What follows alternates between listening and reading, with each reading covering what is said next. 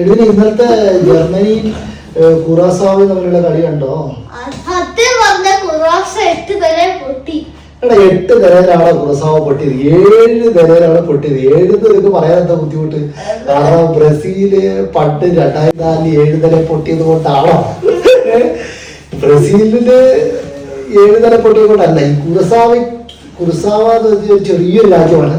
ആ ചെറിയ രാജ്യം വേൾഡ് കപ്പിൽ ഫസ്റ്റായിട്ട് മത്സരിക്കുന്ന ഒരു രാജ്യമാണ്. ഇന്നേ വരെ വേൾഡ് കപ്പിൽ മത്സരിക്കാത്ത ഒരു രാജ്യം. പക്ഷെ എനിക്കെന്താ അറിയോ, ജർമ്മനിക്ക് ജേഴ്സിയിൽ എവിടെയെങ്കിലും ഒരു മഞ്ഞ കണ്ടു കഴിഞ്ഞാൽ ഒരു 7 ഗോള് അടിച്ച് നാറ്റിച്ചല്ലോ എന്നുള്ളതാണ് എനിക്കുള്ള ഏറ്റവും നിരീക്ഷണം. മഞ്ഞ കാണുന്ന ജർമ്മനി അടിക്കാൻ തുടങ്ങി കഴിഞ്ഞാൽ മഞ്ഞ കണ്ടു കഴിഞ്ഞാൽ പിന്നെ ഒരു 7 ഗോളിൽ അവർ നിർത്തുള്ളൂ. ഇന്നലെ കളി തുടങ്ങി ഒരു 5 ഗോൾ അടിച്ചപ്പോഴേ ഞാൻ പറഞ്ഞുതരാം നിന്റെ അടുത്ത്, ഇവർ 7 ഗോൾ അടിക്കാൻ സാധ്യതയുണ്ട്, 7 കൂടുതൽ അടിക്കുകയില്ല എന്ന് പറഞ്ഞില്ലേ?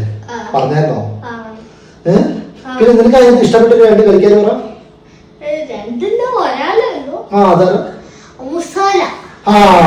മുസാല അടിപൊളി കളിക്കാരനാണ്. മുസാല ബയേൺ മ്യൂണിക്കിന് വേണ്ടി കളിക്കുന്ന കളിക്കാരനാണ്. ബയേൺ മ്യൂണിക്കിന് വേണ്ടി ഒരുപാട് ഗോൾ നേടിയ ഒരു കളിക്കാരനാണ് മുസാല.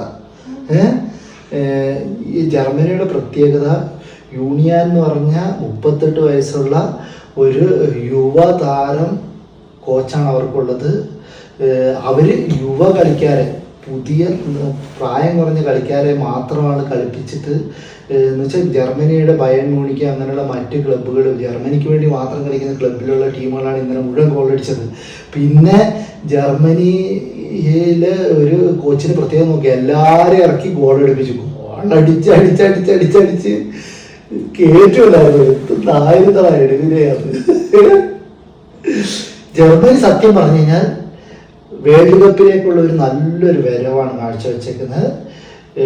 2026 വേൾഡ് കപ്പ് ജർമ്മനിക്ക് എല്ലാവരും പേടിക്കണമെന്ന് എല്ലാം നല്ലൊരു സൂചന മറ്റു ടീമുകൾക്ക് നൽകി.